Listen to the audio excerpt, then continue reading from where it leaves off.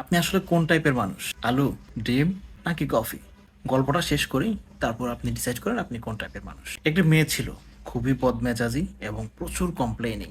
মেয়েটাকে নিয়ে তার বাবা কোনোভাবেই পারতেছে না। একটা সময় তার বাবা রাগ করে মেয়েটাকে কিচেন রুমে নিয়ে গেল। তাকে কিছু লেসন দেওয়া দরকার, কিছু আইডিয়া তাকে দেওয়া দরকার তার জীবন সম্পর্কে। কিচেনে নিয়ে গিয়ে একটি পাত্রে আলু, একটি পাত্রে ডিম আর একটি পাত্রে কফি গরম করতে দিল। ফুটন্ত গরম পানি। মেয়েটিকে বলল 20 মিনিট অপেক্ষা করো, 20 মিনিট আমার সময় লাগবে, তোমাকে কিছু শিক্ষা দেবো।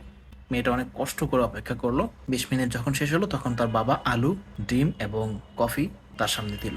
মেয়েটাকে বলল যে তুমি এটাকে কাটো।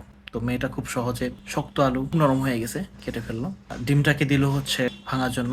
যখন কাঁচা ছিল টাচ করলে ভেঙে গেলে সব ছড়ায় যাবে, কিন্তু এখন সিদ্ধ করাতে ডিমটা শক্ত হয়ে গেছে। থাকলো কি কফি। কফিটা পানির সাথে একদম মিশে সুগন্ধি ছড়াই দিল, নিজেকে উজাড় করে দিল। তো মেয়েটাকে বলল তুমি আসলে কোন টাইপের মানুষ, আলু নাকি ডিম নাকি কফি? আলু এমন একটা জিনিস, শক্ত ছিল, পরিস্থিতি নিয়ন্ত্রণ করতে না পেরে সে ভেঙে চুরে একদম নরম হয়ে গেছে।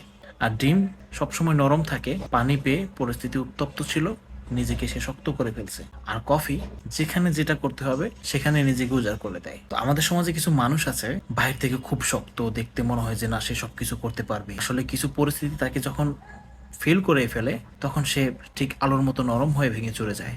আবার কিছু মানুষ আছে বাহির থেকে দেখলে বোঝাই যায় না যে সে অনেক ভালো কিছু করতে পারবে, একদম নরম, কিন্তু জায়গা মতো পরিস্থিতি বুঝে সে নিজেকে সামলে নিতে পারে, ঠিক ডিমের মতো শক্ত হয়ে যেতে পারে। কিছু মানুষ আছে কফির মতো, যেই পরিস্থিতি হোক না কেন, যে কোনো জায়গায়, যে কোনো স্পেসে নিজেকে মানিয়ে নেয়।